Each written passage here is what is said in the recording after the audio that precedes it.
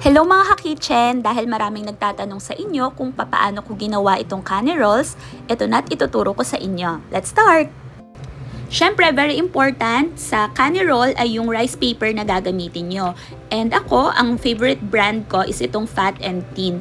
Tried and tested ko na itong brand na to. Ang gusto ko dito, hindi siya masyadong manipis, tamang-tama lang at hindi siya mabilis na mapunit.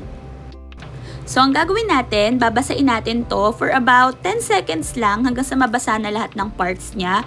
Huwag nyo siyang ibababad ng matagal mga ka-kitchen.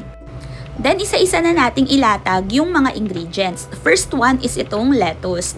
Kailangan tanggalin nyo yung hard part nito kasi baka ma-poke niya yung rice paper natin. And usually, 2 perasong dahon na katamtaman yung laki yung ginagamit ko.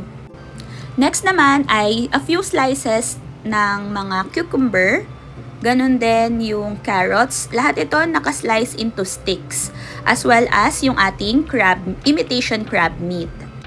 Dapat din mga ka-kitchen, you make sure na tuyo lahat ng ingredients nyo kasi mabilis mapapanis kapag basa-basa pa siya. Then, iro-roll ko na to ng bahagya lang, tapos saka ko ilalagay yung slices of mangoes. So, gusto ko kasi pag ni-roll ko siya, medyo nasa labas yung mangga para ma-emphasize and pang-imitation na din na parang marami yung mangga sa loob ng ating kani roll. But if you want to incorporate it dun sa loob mismo nung dahon, pwede naman. Then, ikakat ko na to into half. Pwede rin namang hindi kung gusto nyong hindi na. Pero gusto kong kinakat siya into half para nakikita ko talaga yung ingredients sa loob. Tsaka mas appetizing siyang tignan. Here's another one kung paano ko siya gawin.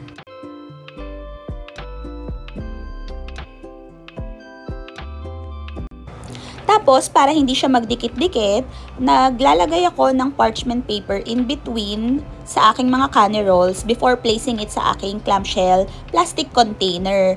Nagno-note na lang ako na wag nilang kakainin yun. So, ito na mga ka-kitchen. Napakadali lang niya gawin, 'di ba? Ano pang hinihintay nyo? Try nyo na!